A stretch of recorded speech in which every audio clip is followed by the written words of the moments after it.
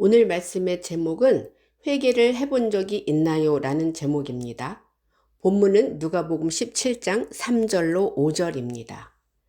너희는 스스로 조심하라. 만일 네 형제가 죄를 범하거든 경고하고 회개하거든 용서하라. 만일 하루에 7번이라도 내게 죄를 짓고 7번 내게 돌아와 내가 회개하노라 하거든 너는 용서하라 하시더라. 아멘. 오늘은 회개에 대한 내용을 자세히 살펴보도록 하겠습니다. 우리가 알고 있는 회개와 성경에서 말씀하시는 회개는 어떠한 차이점이 있는지 회개에 대한 내용을 자세히 살펴보고 자세한 말씀을 서로 강론하는 시간을 가져보도록 하겠습니다. 우리가 인생을 살면서 잘못을 뉘우치는 회개를 많이 했습니다. 이러한 회개는 기독교인이든 비기독교인이든 다 같은 뜻으로 회개를 했을 것입니다. 예배 시간에 하나님 말씀대로 살지 못함을, 즉 일주일 동안 육적으로 저지른 죄에 대한 회개를 하라고 해서 우리는 회개 기도를 많이 하곤 했습니다. 심지어 천주교회는 고해 성사를 하기도 합니다. 혹자는 어렸을 때 엄마의 젖꼭지 물은 것에 대한 회개까지 했다고 합니다. 과연 회개는 어디까지 해야 하는 것일까요? 이러한 모든 종류의 회개는 보이는 육적인 회개였던 것입니다. 성경의 모든 언어는 보이지 않는 영적인 언어로 하나님과 나와의 관계로 회개도 풀어야 하는 것입니다. 성경에서의 회개도 하나님과 나와의 말씀 안에서 잘못된 관계를 제대로 푸는 것을 바로 회개이다라고 할 수 있습니다. 인간적인 육적 사고로 하는 회개는 전혀 상관이 없다고 볼 수가 있는 것입니다. 오늘 본문 내용은 회개와 용서라는 두 단락으로 나눌 수 있습니다. 먼저 회개에 대한 내용을 살펴보도록 합니다. 본문 3절, 너희는 스스로 조심하라. 만일 내 형제가 죄를 범하거든 경고하고 회개하거든 용서하라. 이렇게 기록이 되어 있습니다. 용서라는 단어가 나오는데요. 용서는 누가 어디까지 얼마큼 용서를 해줘야 되는 것일까요? 회개와 용서라는 단어를 자세히 살펴보아야 하는 것입니다. 우리가 회개하려면 먼저 죄를 회개해야 되는데 죄가 어떤 것인지를 알아야 그 죄를 회개할 수 있습니다. 죄를 범하면 먼저 1차적으로 경고하고 두 번째는 회개한다고 하면 용서를 해야 하는 것입니다. 성경에서의 죄를 자세히 살펴보겠습니다. 먼저 성경에서의 죄는 관역을 맞추지 못하다, 분담하지 않다, 실수하다, 벗어나다, 부족하다 라는 뜻이 있습니다. 즉 하나님의 말씀, 관역을 정확히 알지 못하는 것을 바로 죄다 할 수 있습니다. 그것은 실수하는 것이고요. 성경에서의 죄를 벗어나는 것입니다. 이 죄를 범하면 우리는 경고하고 회개하거든 용서해야 되는 것이죠. 여기 범하다라는 뜻은 어떤 뜻이 있느냐 하면 하나님의 계획과 의도와 뜻을 잘못 알고 말씀에서 벗어나서 말씀의 역할을, 즉 예수 그리스도의 역할, 하나님의 역할을 분담하지 않는 것을 바로 죄를 범한다라고 볼 수가 있는 것입니다. 회개에 대한 원어적인 말씀을 한번 또 보겠습니다. 회개에 대한 것은 생각하다, 재고하다, 마음을 바꾸다, 후회하다라는 뜻이 있습니다. 그런데 이 단어가 두 단어로 합성이 되어 있습니다. 무엇과 함께, 후회, 복판에라는 단어와 마음을 사용하다, 이해하다, 주의하다, 숙고하다, 인지하다, 관찰하다 라는 뜻이 있고요. 또 한 단계 어근을 찾아가면 마음, 지능, 이해라는 뜻이 바로 회개에 대한 뜻입니다. 즉, 내 생각, 내 뜻에서 하나님의 마음을 이해하고 숙고하고 인지하고 관찰해서 하나님의 마음이 내 마음 되는 것, 이것이 바로 성경에서의 회개인 것입니다. 내 마음을 하나님의 마음으로 바꾸는 것, 그래서 그러지 못한 것이 바로 죄인 것입니다. 요 죄를 우리는 해결해야 되는 것입니다. 이 죄를 해결하기 위해서 예수 그리스도께서 말씀으로 우리 안에 와 있다라는 그러한 내용이 있습니다. 어떤 것을 회개해야 되는지에 대한 말씀인 것입니다. 누가복음 5장 31절로 32절입니다. 예수께서 대답하여 이르시되 건강한 자에게는 의사가 쓸데없고 병든 자에게라야 쓸데있나니 내가 의인을 부르러 온 것이 아니요 죄인을 불러 회개시키러 왔노라. 아멘. 여기는 병든 자, 건강한 자, 죄인, 의인 이렇게 상반된 단어가 나옵니다. 건강한 자와 의인은 예수 그리스도의 말씀을 받아들이지 않는 자들입니다. 병든 자, 죄인 이러한 사람들을 위해서 회개시키러 예수 그리스도가 오셨다라고 하는 것입니다. 하나님의 말씀이 필요한 자, 듣기를 잘하는 자, 예수 그리스도와 하나 되고 싶은 자, 예수 그리스도의 역할을 하고 싶은 자, 이러한 사람들을 위해서 예수님께서 그 죄인을 회개시키러 우리에게 왔다. 이렇게 성경은 기록하고 있습니다. 또한 사도행전 8장 21절로 23절에는 성령을 잘못 알고 진리를 잘못 알고 회개하지 않고 하나님의 말씀을 돈과 시키고자 하는 사람들이 나옵니다. 자세히 살펴보도록 하겠습니다. 사도행전 8장 21절로 23절입니다. 하나님 앞에서 내 마음이 바르지 못하니 이 도에는 내가 관계도 없고 분길될 것도 없느니라. 그러므로 너희 이 악함을 회개하고 주께 기도하라. 혹 마음에 품은 것을 사하여 주시리라. 내가 보니 너는 악독이 가득하며 불의에 매인 바 되었도다. 시몬이 성령을 잘못 알고 육신적인 돈과 연결을 하고 싶었던 그런 내용이죠. 하나님의 말씀을 돈과 연결시킨다는 것 자체가 잘못됐다는 것이죠. 하나님은 영이고 보이지 않고 내 안에 마음으로 와 있기 때문에 돈이라든가 어떤 행동이라든가 액션이라든가 우리가 무엇을 해야 된다라고 생각하는 것 자체가 악함이고 악독이고 불의에 매인 것이다 라는 것입니다. 21절에 보면 하나님 앞에서 내 마음이 바르지 못하니 이 도에는 내가 관계가 없다 이렇게 말씀을 했어요. 하나님을 믿는다는 것은 하나님의 도를 깨닫는 것입니다. 진리를 깨닫는다는 것은 쉬운 일이 아니라는 것입니다. 우리가 하나님의 말씀을 잘못 알고 잘못 받아들인다고 하면 그것이 바로 악함이고 악독이고 불의의 매인 바인 것입니다. 이러한 것에서 우리는 회개를 해야 되는 것입니다. 로마서 2장 5절도 같은 내용입니다. 다만 내 고집과 회개하지 아니한 마음을 따라 진노의 날 곧 하나님의 의로우신 심판이 나타나는 그날에 임할 진노를 내게 쌓는도다 이렇게 말씀하고 있습니다. 이것은 진리를 잘못 알고 하나님의 영적인 말씀을 육적인 말씀으로 계속 생각하고 바꾸지 않는 것입니다. 이것이 바로 그 고집이 센 것이죠. 이 고집이 세기 때문에 회개할 수 없다는 것입니다. 의로우신 심판이 나타나는 그날에 임할 진노를 내게 쌓는도다. 내 자신이 내 스스로 진노를 계속 쌓고 있다라는 것이죠. 그렇게 쌓다 보면 자신의 인생에 반드시 힘들고 어렵고 고통스러운 날이 우리에게 찾아온다. 이렇게 성경은 또 우회적으로 우리에게 하루빨리 회개하기를 바라는 마음으로 이렇게 말씀을 주고 있습니다. 같은 내용이 요한계시록 2장 21절에서 26절도 나와 있습니다. 또 내가 그에게 회개할 기회를 주었으되 자기 음행을 회개하고자 하지 아니하는도다. 볼지어다. 내가 그를 침상에 던질 터이요.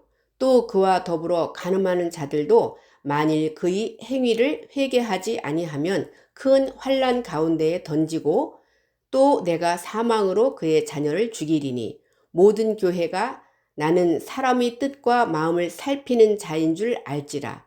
내가 너희 각 사람의 행위대로 갚아주리라.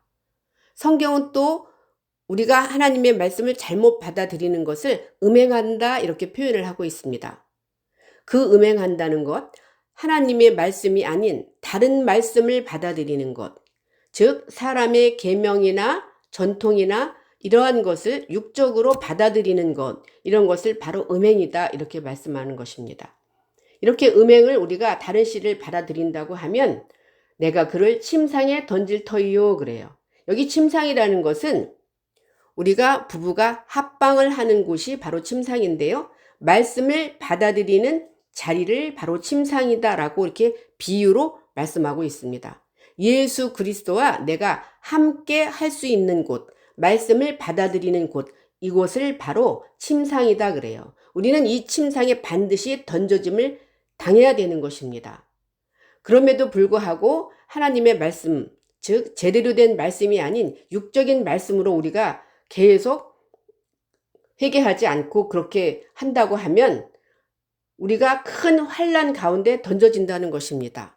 즉 말씀 안에서 내 안에 공허와 혼돈이 그 환난으로 우리가 올 수 있다는 것을 말씀하고요. 23절에 또 내가 사망으로 그의 자녀를 죽이리니 그랬어요.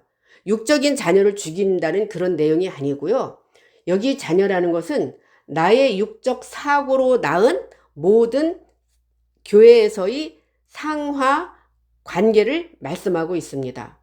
모든 교회가 사람의 뜻과 마음을 살피는 줄 알지니 이렇게 말씀하고 있습니다. 여기 교회는 예수 그리스도를 바로 교회다라고 할 수 있습니다. 너희가 각 사람의 행위대로 갚아주리라. 말씀을 삶으로 살아온 것에 대한 심판해 주시겠다라는 것입니다.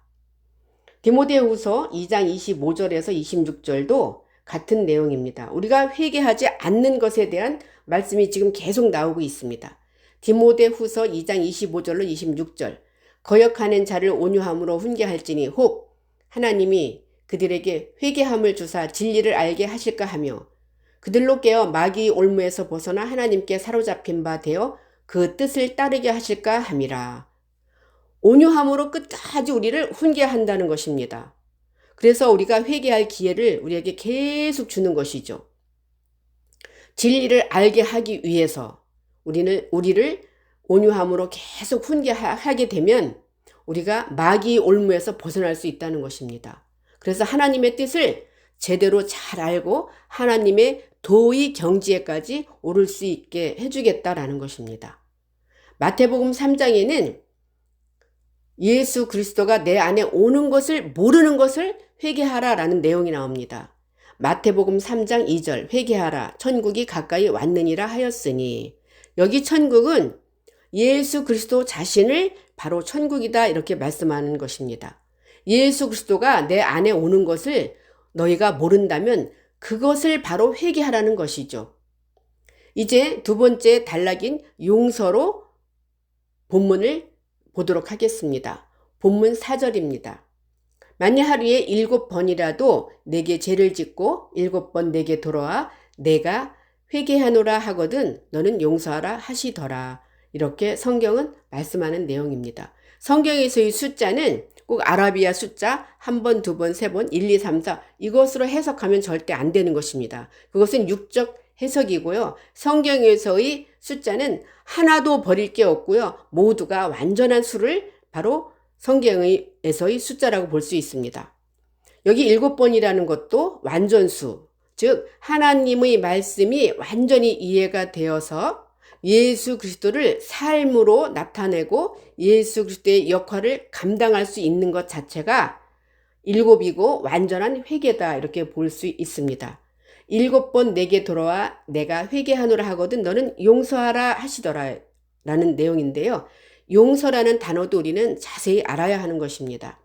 성경에서의 용서는 보내다, 용서하다, 쫓아내다, 면제하다, 포기하다, 인정하다, 버리다, 떠나다, 허락하다 라는 뜻이 있습니다. 성경에서의 용서는 내 안에 예수 그리스도를 내가 인정하는 것입니다. 내 육적인 사고 방식을 쫓아내버리는 것입니다. 내 안에서의 육적 사고를 떠나는 것을 내가 허락하는 것입니다. 이것이 성경에서 말하는 용서라는 것입니다. 이제 회개에 대한 내용과 용서에 대한 내용을 자세히 살펴봅니다. 마가복음 7장 6절로 9절. 이르시되 이사야가 너희 외식하는 자에 대하여 잘 예언하였도다. 기록하였으되 이 백성이 입술로는 나를 공경하되 마음은 내게서 멀도다. 사람이 계명으로 교훈을 삼아 가르치니 나를 헛되이 경배하는도다 하였느니라. 너희가 하나님의 계명은 버리고 사람의 전통을 지키느니라. 또 이르시되 너희가 너희 전통을 지키려고 하나님의 계명을 잘 버리는도다. 이렇게 말씀하는 내용입니다. 사람이 계명으로 교훈을 삼아 가르쳤기 때문에 그것은 나를 헛되이 경배한다라는 것이죠. 입술로만 하나님을 경배합니다, 찬양합니다, 공경합니다 이렇게 하였지만 마음은 내게서 멀도다. 그것은 하나님의 계명을 버리고 사람의 전통, 사람의 계명과 교훈으로 나를 섬겼다라는 것입니다. 여기 너희가 하나님의 계명은 버리고 라는 뜻이 바로 용서라는 단어와 같은 뜻입니다. 같은 단어인 거죠.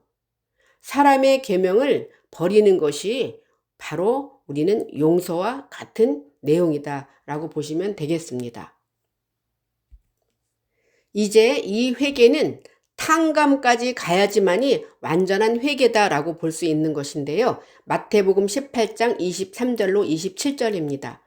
그러므로 천국은 그 종들과 결산하려 하던 어떤 임금과 같으니 결산할 때에 10,000달란트 빚진 자 하나를 데려오매 갚을 것이 없는지라. 주인이 명하여 그 몸과 아내와 자식들과 모든 소유를 다 팔아 갚게 하라 하니 그 종이 엎드려 절하며 이르되 내게 참으소서 다 갚으리이다 하거늘 그 종의 주인이 불쌍히 여겨 놓아 보내며 그 빚을 탕감하여 주었더니 이렇게 기록이 되어 있는데요. 여기 탕감이라는 단어와 용서라는 단어가 같은 내용입니다. 같은 단어라는 것입니다. 천국은 그 종들과 결산하려 하던 어떤 임금과 같으니라는 이런 비유는 결산이라는 단어가 나오는데요. 이 결산은 우리가 육적인 어떤 잘못을 결산하는 그런 내용이 아니고요. 하나님의 말씀을 제대로 잘 알고 있는지 알고 있지 못한지에 대한 말씀을 결산하겠다는 것입니다. 우리가 하나님의 말씀을 잘못 알고 예수 그리스도의 역할을 제대로 했다고 하면 우리는 빚을 탕감받은 것입니다. 그러나 예수 그리스도의 역할을 제대로 하지 못하고 예수 그리스도와 내가 하나가 되지 못했다고 하면 그것은 10,000달란트 빚진 자다라는 것입니다. 그 빚진 자는 갚을 것이 없기 때문에 몸과 아내와 자식들의 모든 소유를 다 팔아 갚게 하라 이렇게 말씀을 했어요.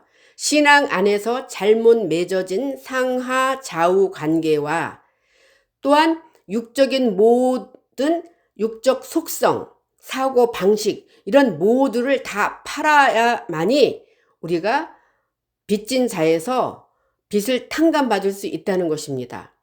그런데 그 종이 엎드려서 말하는데 참으소서 내가 다 갚겠다. 내가 육적인 모든 사고 방식을 이제 완전히 내려놓고 완전한 회개를 하겠다. 오로지 당신을 내 마음속에 하나님의 마음을 내 마음속에 다 그대로 제대로 잘 하나님의 말씀을 정렬하고 그 말씀의 삶을 살겠다. 예수 그리스도의 역할을 감당하겠다라고 이렇게 하소연을 하는 것입니다. 그때 종의 주인이 그 주인이 누구예요? 예수 그리스도 하나님입니다. 종의 주인이 불쌍히 여겨 놓아 보내며 그 빚을 탕감하여 주었더니 이렇게 성경은 회개에 대한 결론, 즉 죄를 탕감받는 내용까지 우리가 수준 높은 회개를 해야 된다라고 성경은 비유로 말씀하고 있습니다. 이제 결론을 보겠습니다. 회개를 하려면 먼저 죄를 알아야 회개할 수 있는 것이고요. 죄는 하나님의 계획과 의도와 뜻을 잘못 알고 예수 그리스도의 역할을 하지 못한 것이 바로 죄인 것입니다. 우리는 이 죄를 회개해야 되는 것이고요. 내 육적인 내 마음을 내려놓고 하나님의 마음을 완전히 이해하고 받아들여서 하나님 마음이 내 마음 되는 것입니다. 내 마음이 하나님 마음으로 바뀌는 것입니다. 이것이 성경에서 말씀하는 회개인 것입니다. 우리가 회개를 했다고 하면 그리스도의 역할까지 해야 되는 것입니다. 성경에서 말씀하는 회개는 반드시 그리스도의 역할을, 신받은 자의 역할을 감당할 수 있는 것까지 가야지만이 수준 높은 회개라 이렇게 말씀할 수 있습니다. 우리는 매일매일 수준 높은 예수 그리스도의 역할을 감당할 수 있는 회개를 날마다 하시는 저와 여러분이 되시기를 간절히 바랍니다.